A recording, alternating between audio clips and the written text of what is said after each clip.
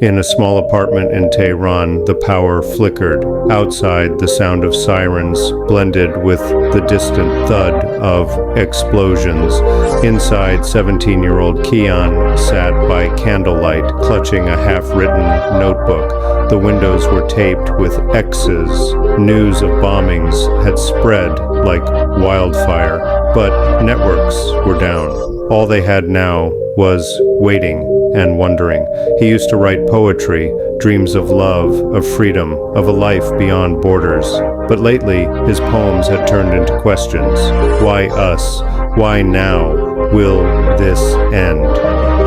His hands hovered over the page, unsure whether to write or weep. Every word felt like a whisper against a storm. His mother brought tea, hands trembling.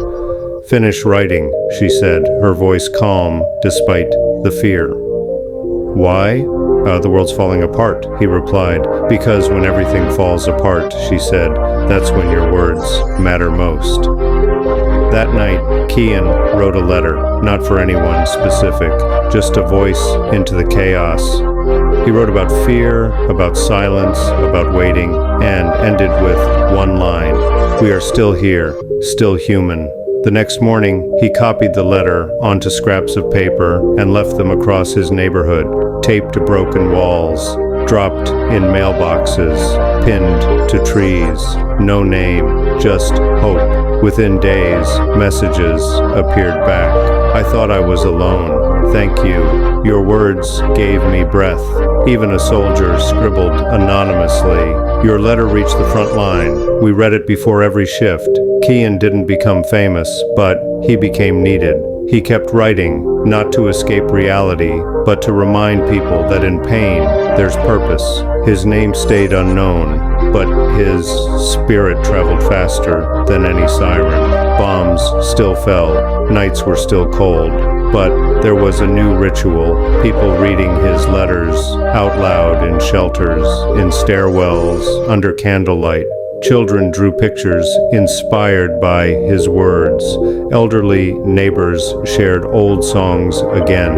A market vendor pinned one note next to a bag of rice. Hope comes free, and something began to shift. Not in politics, not in borders, but in hearts.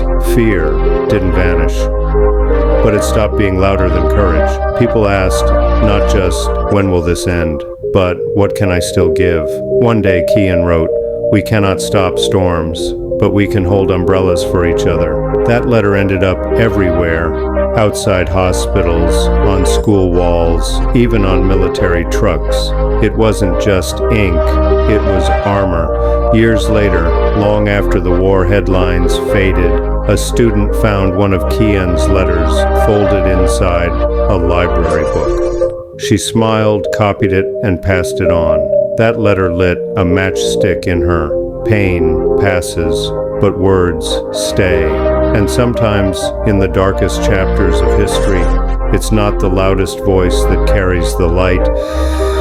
It's the quiet one. So, if the world feels like it's burning, write, speak, sing. Because in the ruins of noise, it might be your whisper of hope that someone remembers. Strength isn't always resistance. Sometimes strength is softness that refuses to stay silent. War breaks cities, but stories, they build bridges between broken hearts. Tell yours, the world is still listening.